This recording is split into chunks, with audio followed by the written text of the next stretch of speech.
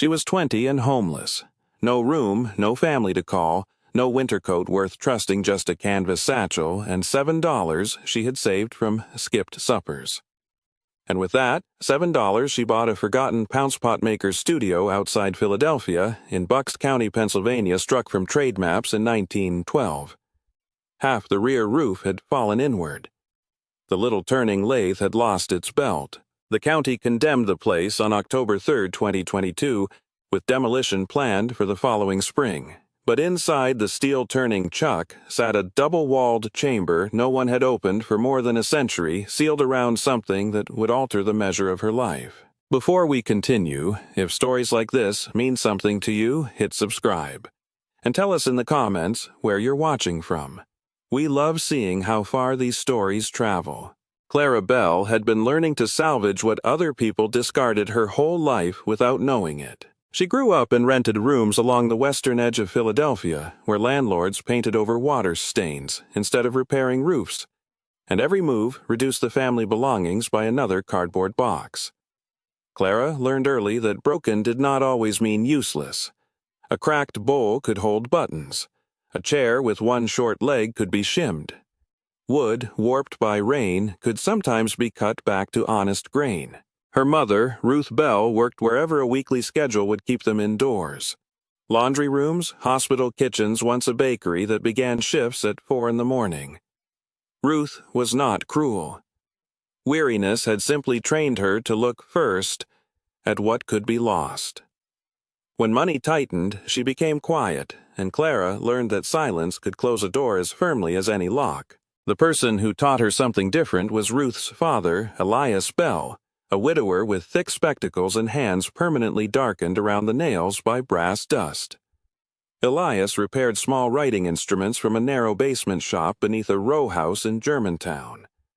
On Saturdays, Clara rode 2 buses to him and found the basement smelling of walnut shavings, lamp oil, and the faint mineral sharpness of filed metal. He taught her to hold a scraper against spinning wood without fighting the rotation to flatten the face of a brass blank before drilling its center, and to judge a fitted joint by listening for the small change in sound when 2 surfaces finely seated. Sometimes he let her work the foot treadle while he held the tool. Sometimes he spread damaged fittings across newspaper and asked which pieces deserved saving. Near noon he always stopped, washed his hands with yellow soap, and cut 1 apple into equal quarters. Never force a piece that is trying to teach you. He meant wood and metal when he first said it. Clara understood years later that he had also meant failure grief, and the temptation to make every damaged thing resemble what it had been before. Elias died in February 2019 after a short illness that left too little time for farewells. By the time Clara reached the basement, the landlord had cleared it. The treadle lathe, his brass dividers, boxes of threaded caps, notebooks, and the small walnut Pounce-Pot he had once promised she could keep were gone. Ruth told her there had been nowhere to store them. Clara carried home only his yellow soap dish taken from beside the utility sink. 3 years later, she found work at Halpern Decorative Pottery, a production shop where expensive reproduction vessels were thrown, glazed, and sold to hotels and private decorators. The floor manager, Martin Vale, wore spotless cuffs under his work apron and disliked any question that required him to admit uncertainty. He adjusted firing schedules without noting them, moved greenware to meet deadlines, then expected workers to remember instructions he had given only aloud. Clara survived by writing measurements on scraps of masking tape. Vale noticed. After that, he began removing the tape. On November 17, 2022, a loaded ware cart rolled from the drying room while Clara was carrying clay toward the wedging table. The cart should have been locked. Vale had released its brake 10 minutes earlier to shift it beneath a heater and never reset it. The front caster caught a crack in the concrete and the cart leaned. Clara put both arms against the steel frame, but 3 shelves slid free. Porcelain struck the floor in a succession of hollow reports, white bodies breaking into handles, rims, powdered glaze, and one enormous blue urn that split from shoulder to foot. Vale came running only after the sound stopped. He looked first at Clara, then at the unlocked brake. "You touched the cart last," he said. "I did not move it." He bent, pressed the brake with his shoe, and stood again as 2 workers watched from the kiln doorway. By noon, Clara's name was on the damage report. By 5, she no longer had a job. Her room above a grocery on Lancaster Avenue cost by the week. Missing one payment had already put her behind. Missing the next ended the arrangement. On November 20, the landlord set her canvas satchel beside the stairwell with a single chipped ceramic cup resting on top. Ruth stood at the bottom landing in her brown work shoes, having come because Clara asked whether she could sleep on her sofa for several nights. Clara looked at her mother. Ruth looked down at the chipped cup. Then she adjusted the strap of her handbag. "I cannot carry another person through this winter." 8 words. Clara picked up the cup, placed it inside her satchel, and closed the buckle. Ruth did not tell her to stay. She did not touch her shoulder. When Clara stepped into the night, the grocery's security gate rattled shut behind her, and Ruth remained inside the yellow rectangle of the stairwell until the door swung closed between them. For 6 weeks, Clara learned the geography of staying nowhere. The first nights were in Philadelphia, sitting upright beneath the fluorescent lights of the 30th Street Station waiting area until security asked her to move. She had $41.80 from her final pay after rent and bus fare. She bought oatmeal in the mornings because it held warmth longer than coffee. At $29, she crossed into Camden and slept 2 nights in a church vestibule opened during freezing weather, her satchel looped through one arm. When the temperature dropped, she rode buses to keep moving. Pennsauken, Frankfurt, Bristol. She learned which laundromats stayed open past midnight and which attendants allowed a quiet person to sit beside the dryers. At $18.40, she stopped buying hot food. At $12.15, she washed her socks in library sinks and dried them beneath hand blowers. Once behind a municipal building in Levittown, she slept beneath an exterior stair landing and woke with frost along the canvas seam of her bag. She did not call Ruth. She did not call Halpern Decorative Pottery. The last week of December brought sleet that hardened gray against the curbs. Clara had $7.63 left and spent 63 cents photocopying 2 pages about emergency shelters from a directory at the Grundy Library in Bristol. The shelters were full. She sat at a public computer afterward because the building was warm, scrolling through classified listings for rooms, housekeeping work, warehouse shifts, anything requiring more willingness than credentials. Near the bottom of a county surplus, page 1 line looked like an error. Abandoned commercial structure for quit-claim transfer. Below, it was an address outside the old river towns, a parcel number, and a photograph so faded the building appeared nearly the same color as the winter field around it. Former Bell and Mercer Pounce-Pot works. Condemned. No utilities guaranteed. Buyer assumes all liability. Minimum consideration $7. Clara read the listing twice. Then she read the name again. Bell. Her grandfather had never told her about a Bell and Mercer shop. He had barely spoken about his father at all.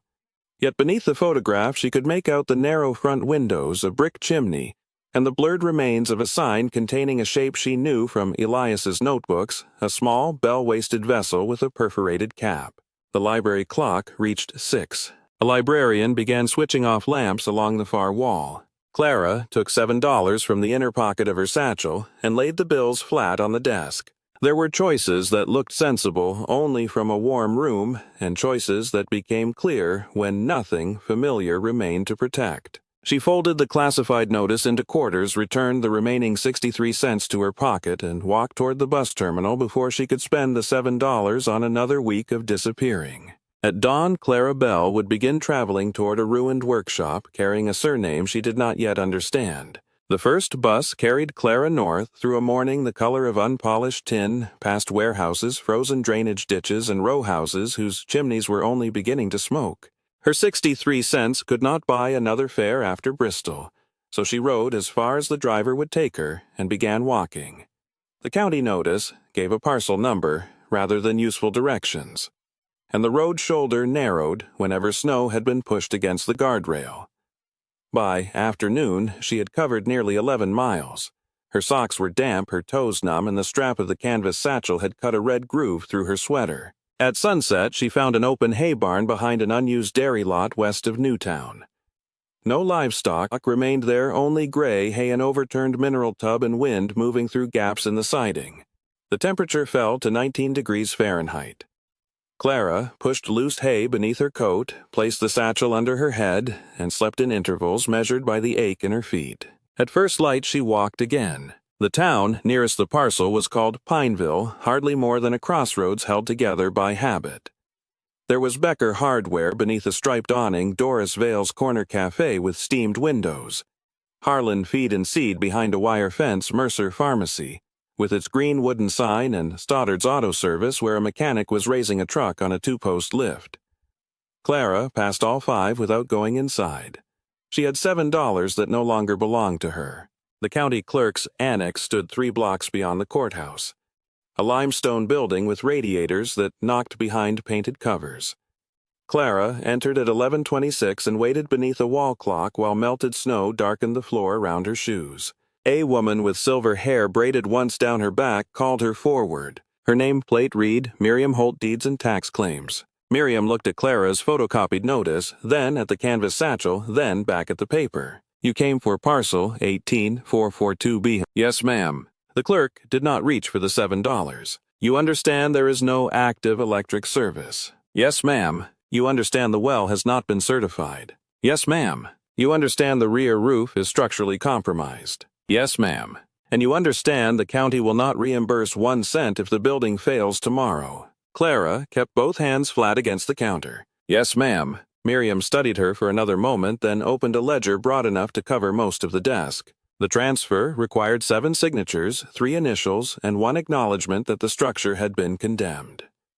Clara wrote slowly. She had learned from Elias never to rush anything that became harder to correct once marked. When the final page was ready, Miriam slid the $7 into a narrow drawer and lowered an old brass hand stamp onto the deed. The mechanism landed with a dense, metallic clap. "County Road, 403, she said. "North for 1 8/10 miles. Turn right after the abandoned Friends Meeting House. There's a gravel lane between 2 black walnuts. If you reach the creek bridge, you passed it." Clara folded the deed. Miriam had begun returning the ledger to its shelf when she stopped. "What did you say your full name was?" "Clara Bell." The clerk's hand remained on the leather spine. "Bell." "Yes, ma'am." Miriam turned back toward her. The careful neutrality she had used through the warnings was gone now, replaced by something quieter. "There was a Bell who used to come into this office." Clara waited. Older gentleman, heavy spectacles, always carried a folding rule in his coat pocket. Her fingers tightened around the deed. "Elias." Miriam's eyes settled on her face. "You knew him. How was my grandfather?" The clerk lowered herself into the chair behind the counter. "For years, Elias came here every April and paid the delinquent parcel fee on that workshop. Never much, $12 some years, 16 another. He said he was keeping the title alive." Clara looked down at the county seal. "Why? He never told me." Miriam opened a lower drawer and removed a narrow index card softened at the corners. Written across it in blue ink were dates stretching from 1987 to 2018. Beside nearly every date stood the same name, E. Bell. "He stopped coming," Miriam said. "I sent 2 notices. Both came back. Died in 2019. The clerk closed her eyes for 1 second. "That explains it." Clara touched the edge of the card but did not pick it up. Was the studio his? Not according to the deed chain. But the Bells were connected to the place long before I worked here, Mercer too. Old trade families, writing fittings, Sanders Pounce-Pot's desk pieces.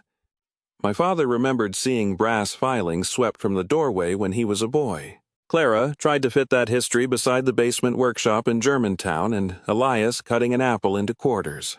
He had kept this building alive for more than 30 years, and never told her. Miriam returned the index card to the drawer. "Your grandfather always paid with a dollar bill on top," she said.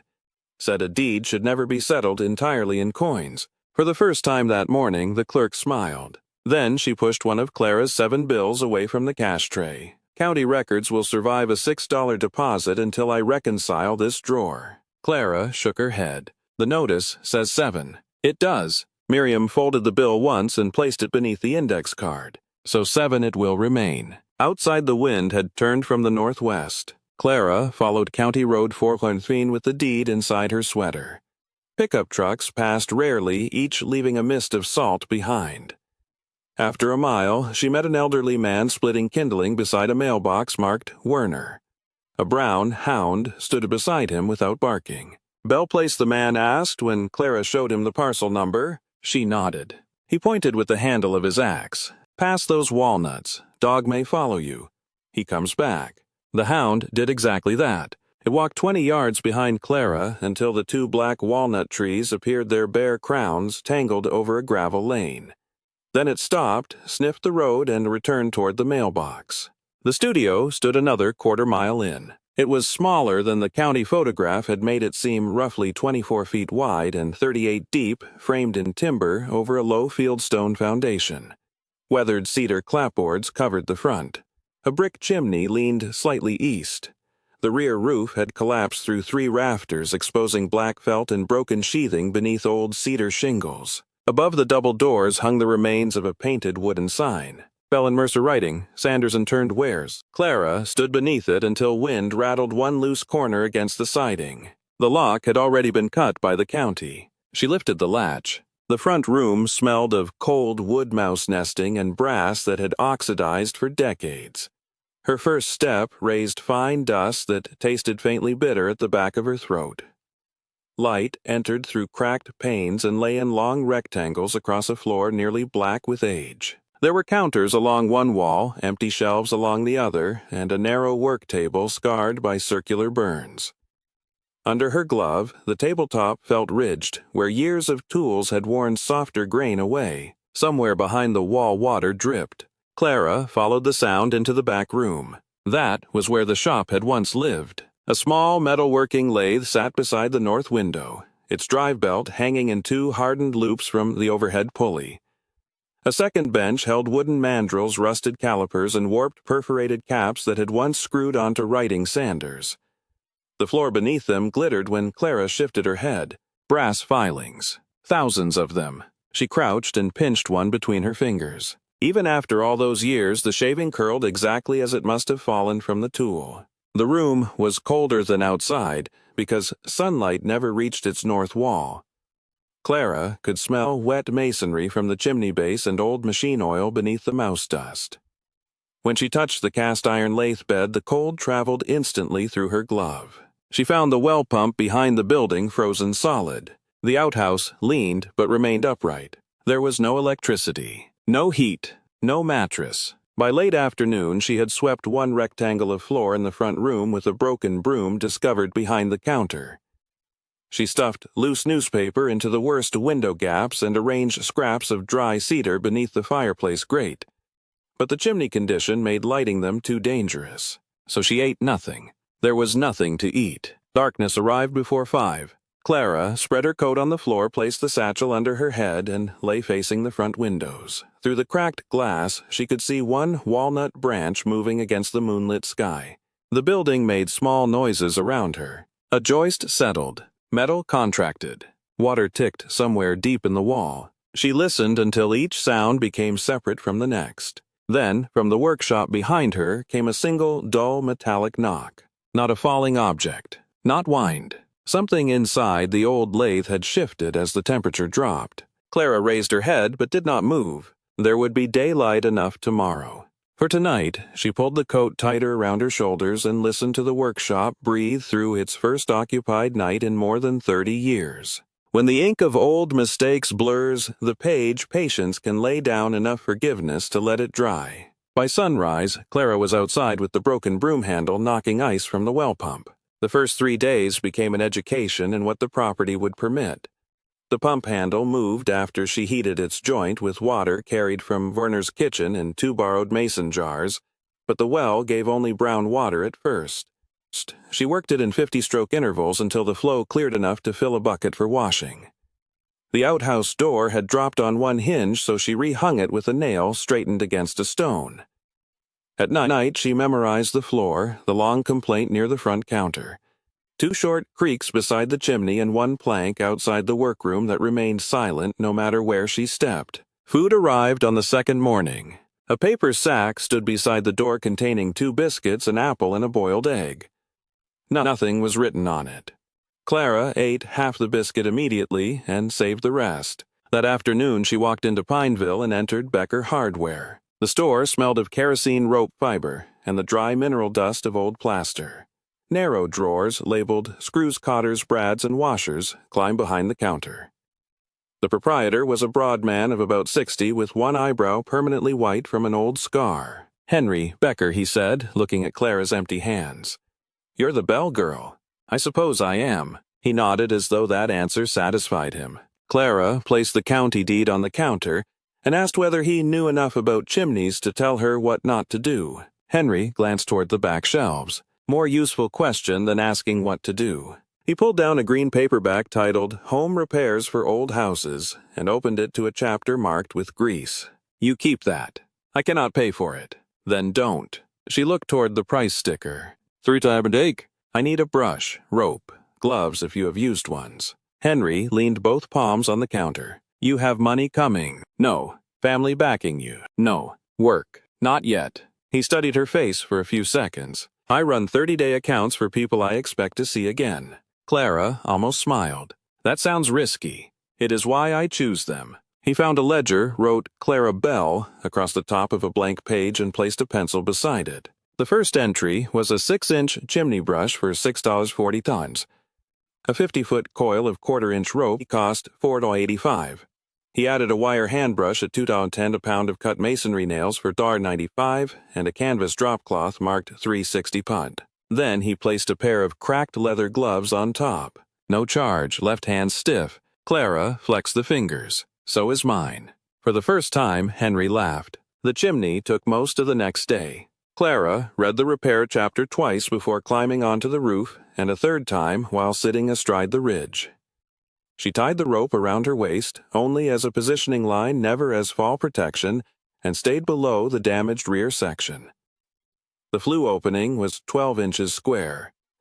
She lowered the brush slowly until it lodged 6 feet down, pulled it back, rotated it a quarter turn, and tried again. The first sweep brought up black flakes. The second released a shower of creosote into the fireplace below. By noon, the drop cloth held nearly 2 pounds of brittle soot. She scraped the smoke shelf with the wire brush, checked the mortar joints with a screwdriver, and found no daylight where there should have been masonry. The eastern face had spalling, but the flue itself remained intact. She worked 6 hours before the brush finally traveled from crown to throat without catching. Only then did Clara prepare a test fire. 3 twists of newspaper, cedar splinters no thicker than pencils, 2 dry walnut sticks. She struck 1 match. Smoke rolled forward for 3 seconds, hesitated beneath the lintel, then lifted sharply into the flue. Clara added another stick. The room changed by degrees rather than all at once. Iron warmed.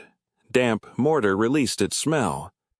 The cold retreated first from her hands, then her face. That evening she boiled well water in a dented saucepan Henry had found beneath his counter, and cooked oatmeal Doris from the cafe had sent over in another unmarked bag.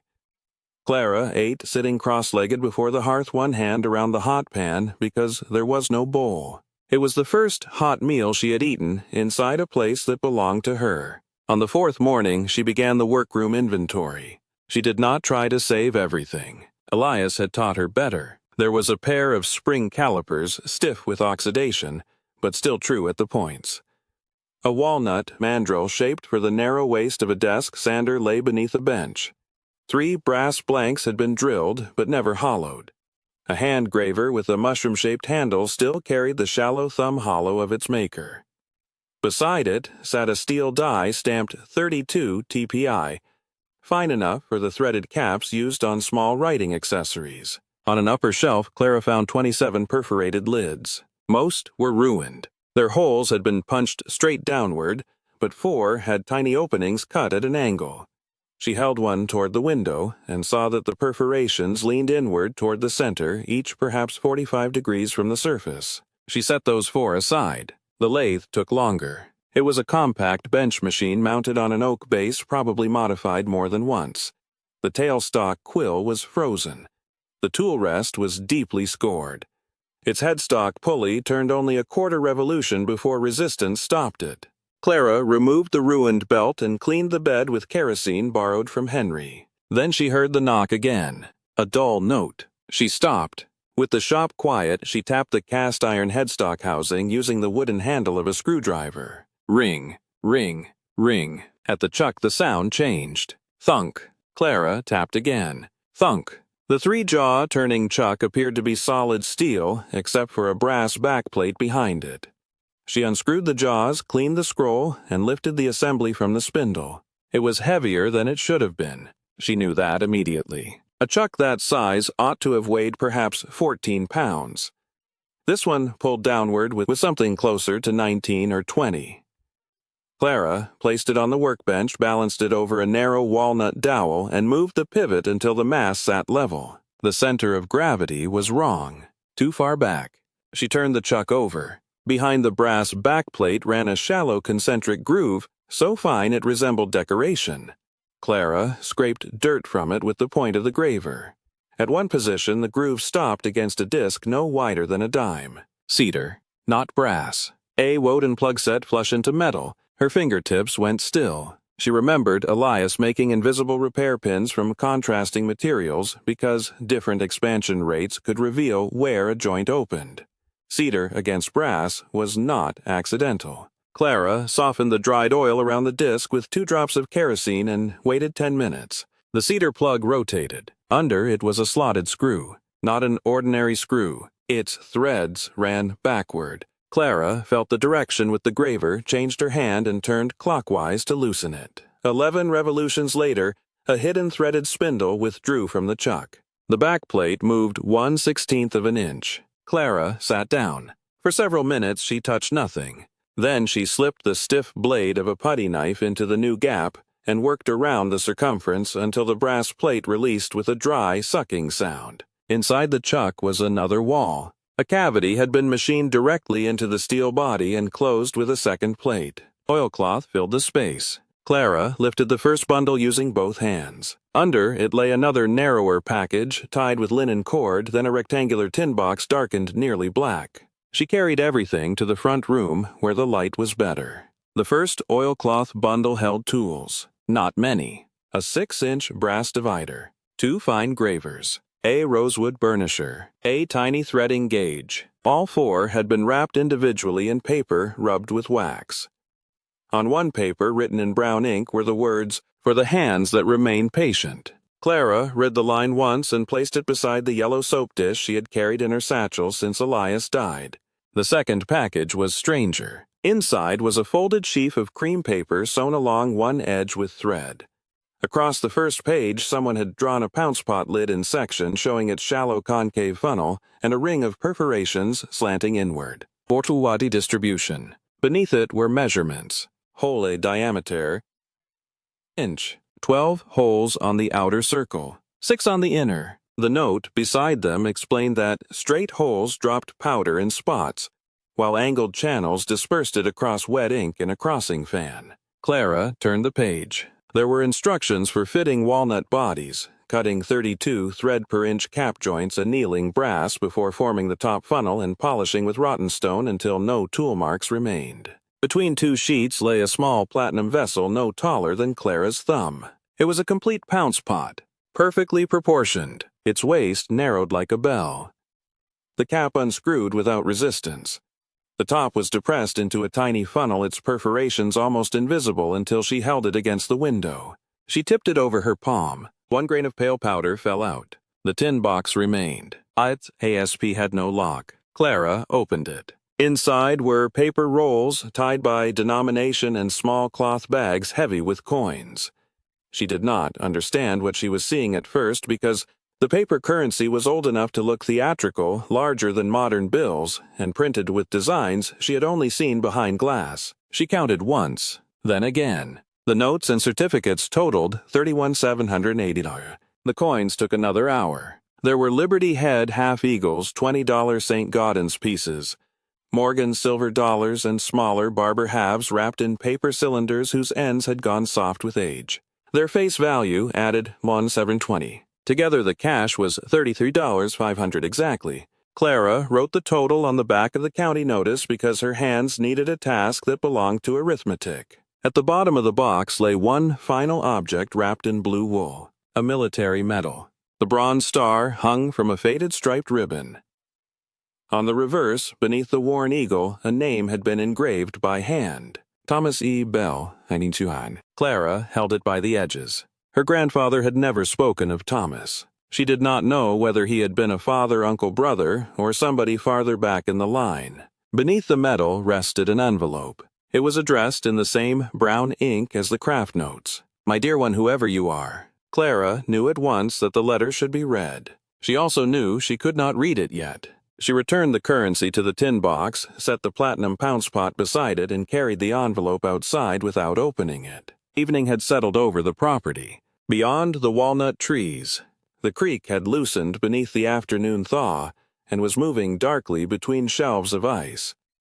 Clara walked to its bank and sat on a flat stone with the sealed letter between both hands. For weeks she had measured survival in cents bus stops, warm rooms, and hours until morning. Now there was enough money behind her to change almost every practical fact of her life. Yet the thing she could not stop looking at was the envelope. Not the cash, not the gold. A name she did not know had been engraved on a medal in 1918. Hidden inside a machine her grandfather had spent 3 decades preventing the county from taking. The creek moved under the ice without asking to be understood. Clara remained there until the paper grew cold between her palms. She would read it in daylight. When the ink of old mistakes blurs the page, patience can lay down enough forgiveness to let it dry. Morning entered through the cracked front windows in thin gray bars. Clara laid the envelope beside the hearth and washed her hands before touching it again. The brown ink had feathered slightly into the paper, but the capital B in Bell bent backward at its upper loop exactly as Elias had written it on birthday cards, tool labels, and the slips of paper he tucked beneath repaired objects. It was not his handwriting, but it belonged to the same hand taught 1 generation earlier. Clara loosened the flap with steam from the saucepan rather than tearing it. Inside were 4 closely written pages. She unfolded them. "My dear one, whoever you are, if you have opened the chuck properly, then you already possess the first qualification. I hoped for patience. If you broke it open with force, I hope you will forgive an old woman for arranging a lesson you had to learn backward. My name is Margaret Ann Bell Mercer." In March 1956, Dr. Samuel Keating at Pennsylvania Hospital in Philadelphia told me that the weakness in my hands was caused by rheumatoid arthritis and that I should prepare to abandon fine turning. I was 64. I did not abandon it at once. A person should know the difference between accepting a limit and surrendering before it arrives. Our line began here with Josiah Bell, born in 1761 near Germantown, who opened a small turning shop in 1788 beside this creek. His daughter, Rebecca Bell, born 1790, kept the books and learned the lathe after his eyesight failed. Rebecca's son, Nathaniel Bell, born 1821, moved the trade into writing sanders and brass fittings after returning from apprenticeship in Philadelphia in 1844. Nathaniel's daughter, Eleanor Bell. My mother was born in 1857 in Bucks County and taught me the 45-degree perforation method. I was born here in 1892 and married Samuel Mercer in 1914. Bell and Mercer closed its trade doors on October 18, 1909. My brother Thomas went to France with the American Expeditionary Forces during the Great War. He died in 1918 and never saw the shop close. The metal in this box came back without him. Keep it dry. It has carried enough weather.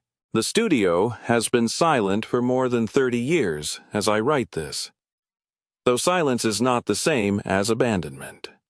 I kept the tools because good instructions deserve another pair of hands. If you attempt the old Sanders anneal yellow brass at roughly 950 degrees Fahrenheit and let it air cool before forming the funnel.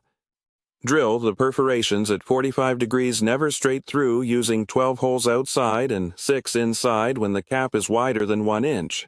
Cut the lid thread at 32 threads per inch and test it dry before polishing. For walnut, leave the blank 1/16 inch proud turn slowly on the final pass, then polish with rotten stone, mixed 3 parts powder to 1 part light oil. Do not chase shine before the shape is right.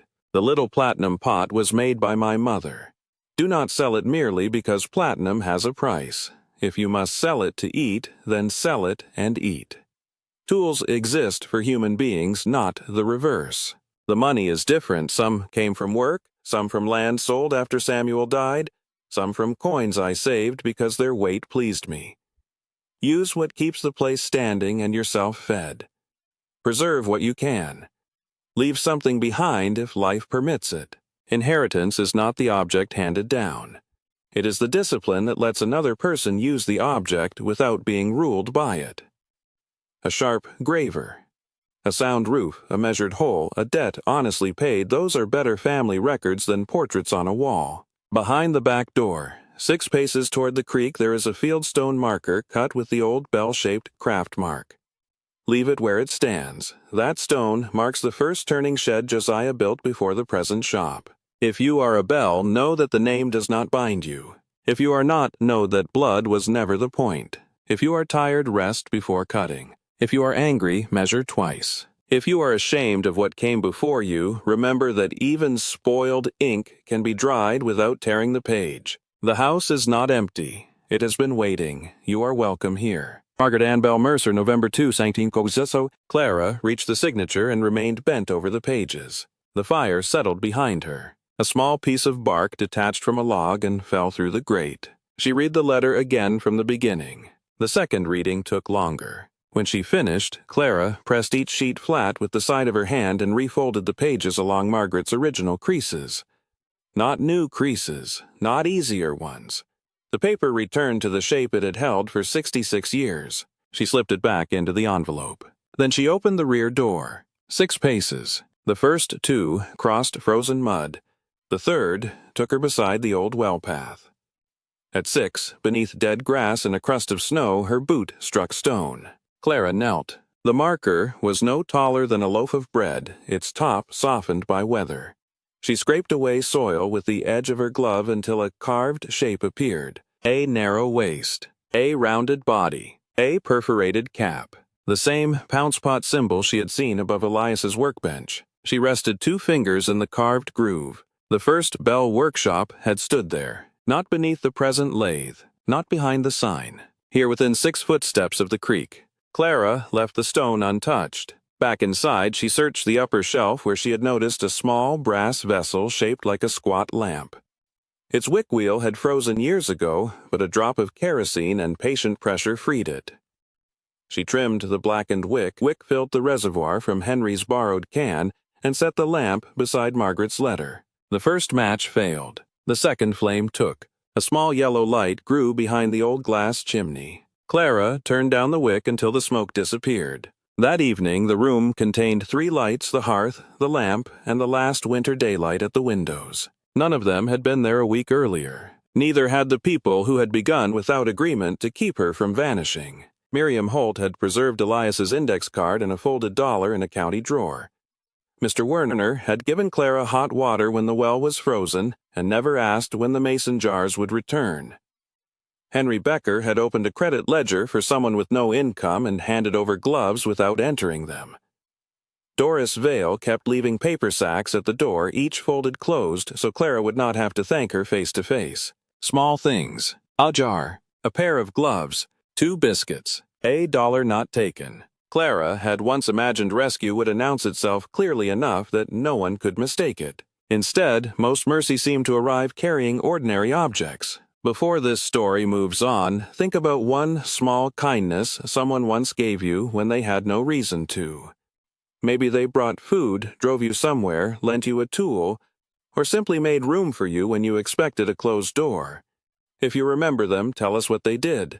Some gifts deserve to be spoken aloud again. Night came early. Clara returned the coins, currency medal, platinum pot, and craft book to the tin box, but she did not place it back inside the turning chuck. She spread her coat beside the hearth. The brass dividers lay on one side of her. Margaret's letter lay on the other. The little lamp burned low until Clara reached up, turned the wick down with 2 fingers, and let the room become dark around the things that had finally found their way back into someone's keeping. The first serious snow arrived on December 4, laying 7 inches over the lane and filling the collapsed rear roof with a white weight Clara could not afford to ignore. She read the roofing chapter in Henry's green repair manual 3 times.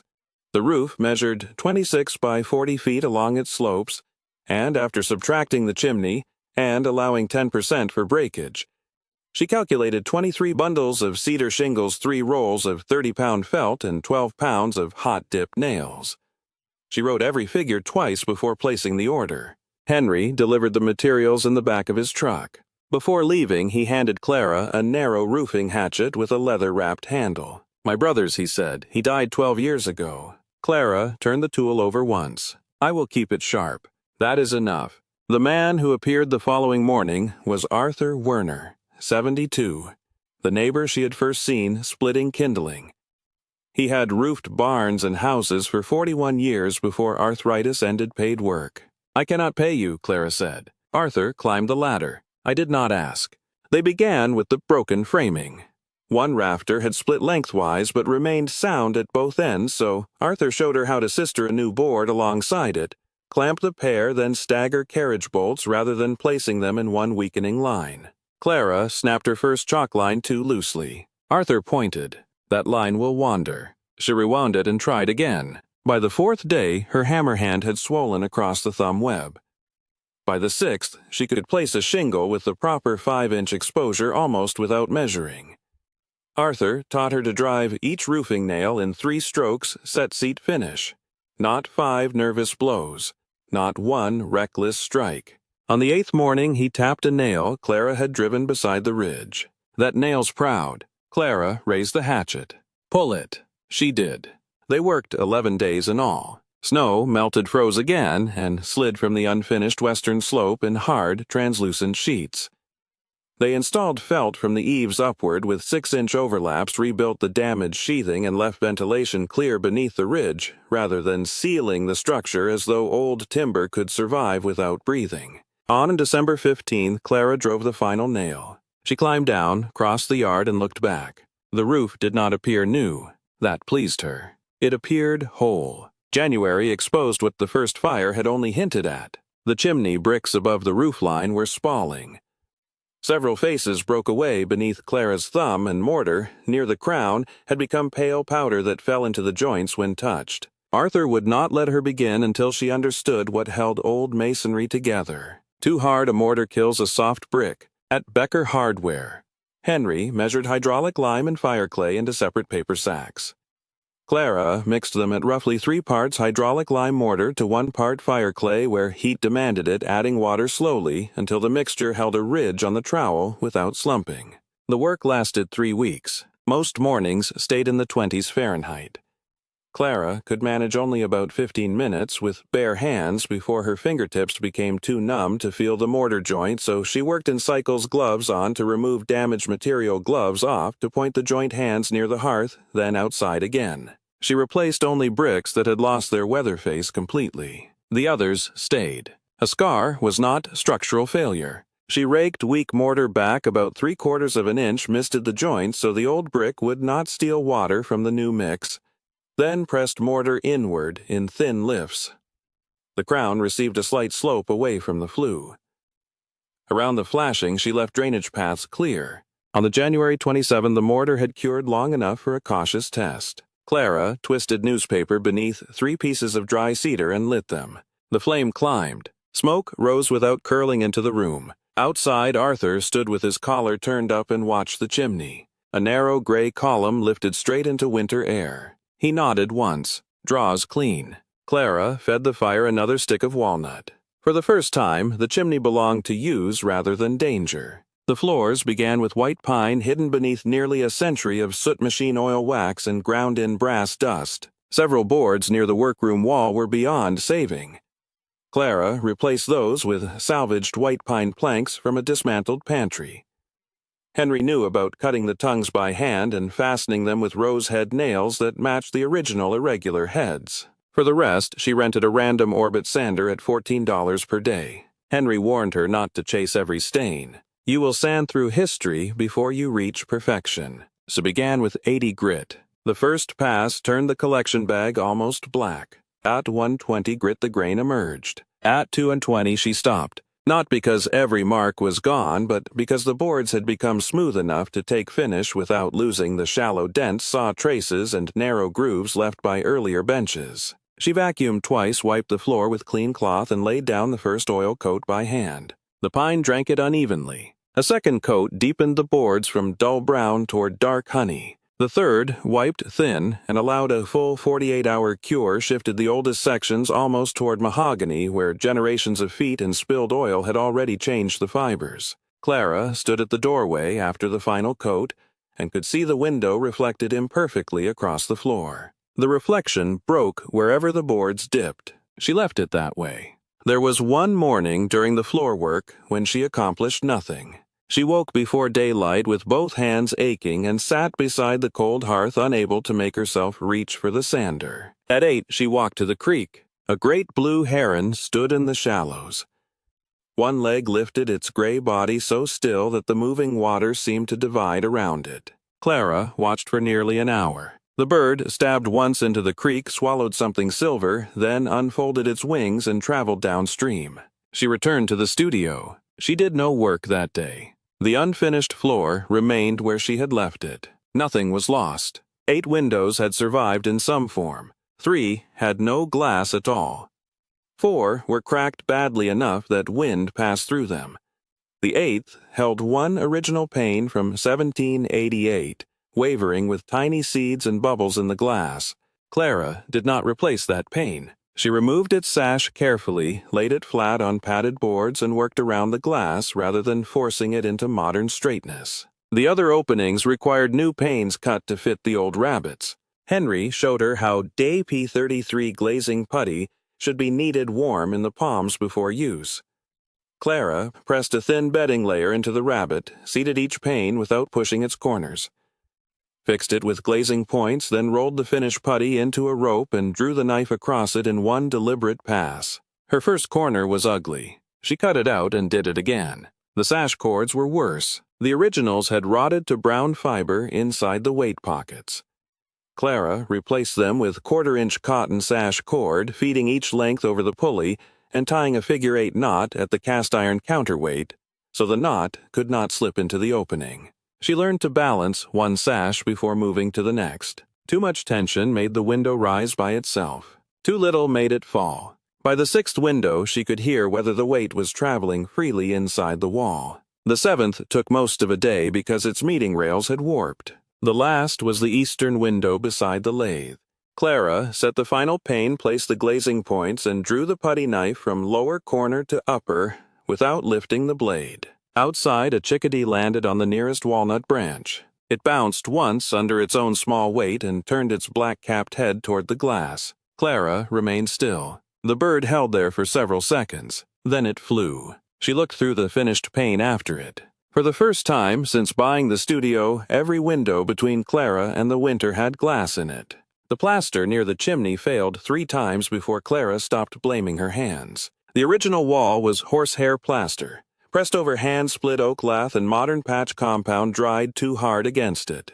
The first repair cracked overnight. The second loosened at one edge.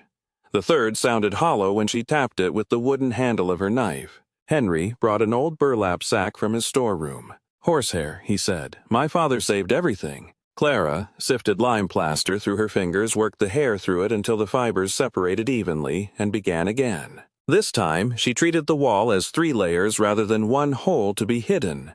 The scratch coat went on first and was scored while damp so the next layer could grip.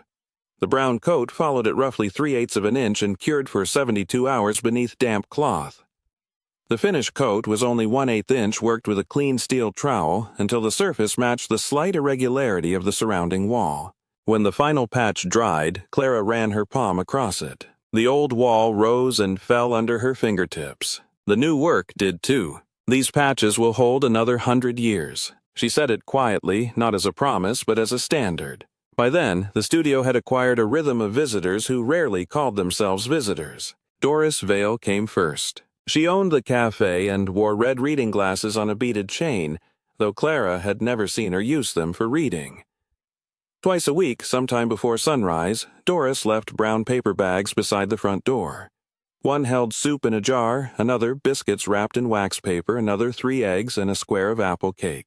Clara caught her once. "You have to let me pay you." Doris kept walking toward her car. "In candles when the shop reopens." That was all. A week later, a boy named Caleb arrived on a blue Schwinn bicycle with a splitting maul balanced across the handlebars. He was 16, narrow-shouldered with hair that fell into his eyes whenever he looked down. Clara met him beside the woodpile. I did not order firewood. No. He began splitting the rounds Arthur had left near the shed. After an hour, Clara carried out $2. Caleb stepped backward. My mother said, "About your grandfather." I would say no more. He split enough wood for 4 days, stacked it, bark side up beneath the lean-to, then pedaled home with the maul over one shoulder. Reverend Boyd never entered the property. I was a tall man with a silver beard and a black wool coat polished at the elbows. Every morning shortly after 8, he walked County Road 413 toward the little Methodist church beyond Pineville. At the mouth of Clara's Lane, he tipped his hat. The first time he said, "Keep her hands steady, Lord." 4 words after the invocation was implied in his pause. The second morning, he repeated it. The third morning, too. By March, Clara expected the brief movement of his hat through the eastern window the way she expected the creak to be louder after rain. None of these people asked what had been inside the turning chuck. Clara noticed that. She valued it. The seller waited until February 11. Clara had known about the door since her first week, but its iron latch was fused, and the stairs beneath it smelled of wet stone. She left it alone while the roof chimney and windows demanded priority. When she finally opened it, 7 granite steps descended beneath the rear room. The cellar measured roughly 12 by 15 feet. Its walls were fieldstone, its floor the same except for one dressed granite slab set precisely at the center. Clara swept it clean. A craft mark appeared beneath the dust. The bell-waisted Pounce-Pot. The slab had an iron lifting ring recessed into one corner. Clara did not touch it. Margaret had written about measured work, not appetite, so Clara left the stone where it was. On her way back toward the stairs, however, she noticed something wedged beneath the 3rd granite step. An OAK box. It was small enough to lift with one hand and dry despite the cellar damp. No lock remained on its brass clasp. Inside was a key. The shaft was plain brass. The bow had been shaped into the outline of a Pounce-Pot, complete with the little inward curving waist and perforated cap. Beneath it lay a tintype. Clara carried the photograph upstairs before examining it. The image had been taken outside the studio in summer. A young woman stood beside the front doorway wearing a long skirt and rolled sleeves. In one hand she held a narrow turning tool. Her mouth was serious. Her eyes were not. Clara placed the tintype beside the small mirror above the wash basin. The resemblance was uncomfortable in its precision. The woman had Clara's narrow chin, the same slight asymmetry in the eyebrows, even the same tendency for the left shoulder to sit lower.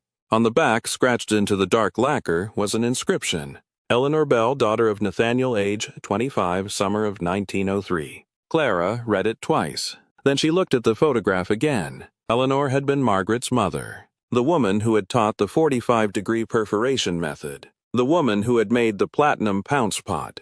Clara placed the key on the mantel. She tried it in no door-box cabinet or desk. Some questions improved when they were not answered immediately. By late March, the snow withdrew first from the south side of the studio and last from the shadow beneath the walnuts. The creek grew loud with runoff. Walnut catkins appeared like green-brown tassels along branches that had seemed dead all winter. Clara cleaned the lathe but did not begin full production. She had Margaret's instructions. Elias's memories recovered tools and enough confidence to become dangerous if mistaken for mastery. Instead, she selected one ordinary Morgan dollar from the cash to exchange legally through a reputable coin dealer and used part of the proceeds for brass sheet walnut blanks, abrasives, drill stock, and a new drive belt. 1 coin. That was enough. She practiced thread cuts on scrap. She ruined 7 lids learning to keep the 45-degree drill angle stable. She burned 1 walnut blank by polishing too aggressively and split another by tightening the chuck beyond what the grain would tolerate. The failures remained on a shelf, not trophies. References. In April, Clara opened the rear door while she worked and let the sound of the creak enter the shop. There was no deadline now. No manager standing behind her. No rent due on Friday. No need to prove that survival had been deserved. The house was patient. So was she. 2 winters later, in December 2024, Clara completed the first Pounce-Pot she was willing to sign. It began as a block of black walnut turned slowly between centers until the body narrowed into the old bell-waisted profile. She hollowed it from both ends to keep the wall thickness, even then threaded the upper neck to 32 threads per inch. The cap took 3 attempts. She annealed the brass, formed the shallow funnel without tearing its edge, and drilled 18 holes according to Margaret's pattern, 12 outside 6, inside each, leaning at 45 degrees toward the center. After final polishing with rotten stone and oil, Clara screwed the cap onto the walnut body. No bind, no wobble. She filled it with clean pounce, wrote 1 line of wet ink on scrap paper, and shook the pot once. A pail fan crossed the words. No clumps, no bare places. Clara waited, lifted the sheet, and brushed the powder away. The ink held. She turned the pot over. Under the base, she cut 1 tiny mark, CB 1081. By then, the front room no longer resembled a condemned building. The restored white pine floor reflected morning light in uneven bands. The walls remained softly irregular beneath lime plaster. The old counters had been cleaned rather than replaced. Elias's yellow soap dish sat beside the wash basin, and Margaret's platinum Pounce-Pot rested behind glass, only because dust could enter holes too small for a brush. The lathe remained where Clara had found it. The hidden turning chuck remained with it. She had repaired the machine, not modernized its face. In early December, while clearing dead growth around the walnut nearest the lane, Clara noticed a straight line where bark should have been irregular. It was chest high on the northern side of the trunk.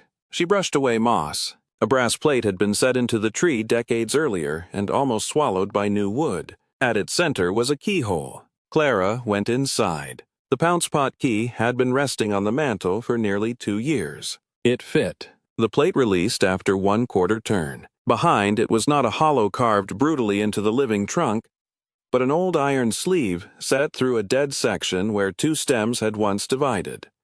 Clara drew out a narrow copper cylinder sealed with wax. Inside lay a folded 48-star American flag. The cotton had yellowed along the creases. Wrapped within it was another note. The handwriting belonged to someone else. September 17, 1928. The writer signed herself Eleanor Bell, Margaret's mother. Clara sat at the workbench to read it. Thomas has been gone 4 months. The War Department telegram came on a Tuesday, and Margaret stood at the back door until darkness, because she did not know where grief was supposed to go.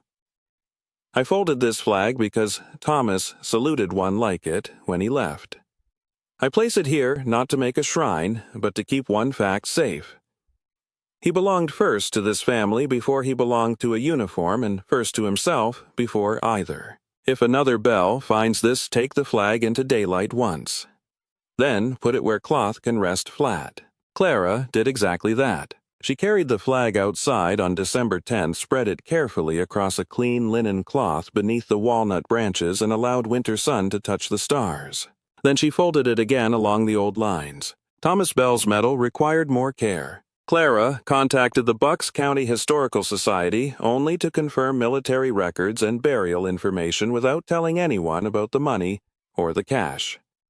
A surviving service record placed Thomas Edward Bell with the 28th Infantry Division, and a cemetery ledger gave his memorial inscription at Washington Crossing National Cemetery through a later family cenotaph arrangement. On November 11, 2025, Clara went there carrying no camera. She brought the medal in its blue wool wrapping. At the marker, she stood for several minutes, then placed the medal against the stone long enough for bronze to touch granite. She did not leave it. Margaret had asked that it be kept dry. Clara returned it to the wool and carried it home. The money caused fewer changes than anyone might have expected. Clara used 3 Morgan dollars and 1 damaged Barber half over the next years, each exchanged through documented dealers rather than spent as face value. The proceeds paid for roof materials, chimney work, glass, plaster, lathe, repairs, insurance, and enough food to keep restoration from becoming another form of punishment. 1 additional coin was used when the well casing failed. That was 5. The remaining cash stayed intact. Clara placed the currency and coins in archival sleeves and boxes, then returned them to the steel cavity inside the turning chuck after adding a modern moisture barrier that could be removed without damaging the original metal. On top, she placed a card. For the next one. Nothing else. The shop reopened without ceremony. Doris supplied the advertisement. One morning, Clara found a blank index card beside her coffee at the cafe. She wrote, Bell and Mercer, hand-turned, writing Sanders repairs by appointment orders limited. Doris pinned it to the corkboard between a lost cat notice and an advertisement for firewood. The first order came from a retired attorney in Doylestown who still used dip pens. The second came from a calligrapher. The third requested only a replacement threaded cap for an old family sander. Clara kept a mailing list in a school composition notebook. 12 names became 21. 21 became 38. By the end of the second spring, there were more than 15. She never advertised online beyond a plain listing of hours. 3 afternoons a week. No rush orders. No wholesale production. The work stayed small enough that every cap could still be tested by hand. Caleb returned one Saturday in October carrying a board wrapped in an old blanket. I was taller now and had traded the Schwinn for a rusted pickup. I made something, he said. He unfolded the blanket. The sign was walnut hand-carved 40 inches long. At the top, in letters copied from the surviving 19th century sign, it read, Bell and Mercer. Below that, writing Sanders and turned wares. And beneath both smaller, and daughters. Clara stared at the last line. There are no daughters. Caleb shrugged. There were. He pointed toward the shop. Rebecca, Eleanor, Margaret, you. Clara ran her thumb across the carved ampersand. You carved this, mostly. Mostly. My mother fixed one letter. Which one? I looked away. The R. Clara smiled. Good R. They hung the sign together beneath the old one rather than replacing it. The weathered board remained above. The new board went below. 2 layers of the same trade. That winter Clara began writing her own letter. She used cream paper, a fountain pen, and a sheet of blotting paper, even though the irony made her smile. The opening required no invention. My dear one, whoever you are. She stopped there for most of an afternoon. Then she continued. If you are reading this, I hope the roof is still sound. If it is not, begin there. Water ruins more inheritance than ignorance does. My name is Clara Bell. I came here with $7 and less courage than people later assumed. Do not trust stories that make survival look like certainty. Most days I only knew the next useful task. The brass likes patience. Walnut dislikes panic. Threads remember every careless pass. The people in Pineville taught me something the tools could not. A place can be inherited through paper, but belonging is usually built through repeated small permissions. A credit ledger opened, soup left on a step, an old hatchet placed in your hand without explanation. She paused. Outside snow had begun to fall over the lane. Clara wrote one more paragraph. If you found money, keep enough to protect the work and yourself. If you found only tools, that may be enough. If you found nothing but an empty shop, sweep 1 square of floor before deciding what the emptiness means. She left the letter unfinished. There would be more years, more corrections, more exact things worth adding. Near the bottom of the first page, however, Clara copied one sentence exactly as it had been carried through the family's old craft notes and through her own first winters there. When the ink of old mistakes blurs the page, patience can lay down enough forgiveness to let it dry. She laid the unfinished letter beside Margaret's original. The 2 envelopes were separated by 68 years. The hands that wrote them had never met. The work between them had. Late one evening, Clara finished polishing a repaired brass cap, turned off the bench lamp, and stood in the front doorway. The new sign moved slightly beneath the old one. The creak continued beyond the dark walnuts. Inside, the lathe ticked as its metal cooled. No hidden compartment opened. No revelation waited. Only a finished order sat on the bench for morning. Clara locked the door. The Pounce-Pot maker's studio waits. It has always waited. In the county annex, Miriam Holt still worked 3 mornings each week. The index card bearing Elias Bell's payment dates remained in her lower drawer. Beneath it, folded once, was the dollar bill she had withheld on the morning Clara signed the deed. Years later, the papers had softened at the crease, but Miriam never spent it. $7 had been entered in the record. $7 remained accounted for. And on winter mornings, when the brass county stamp came down upon some new deed with its familiar heavy clap, the old bill stayed exactly where she had placed it.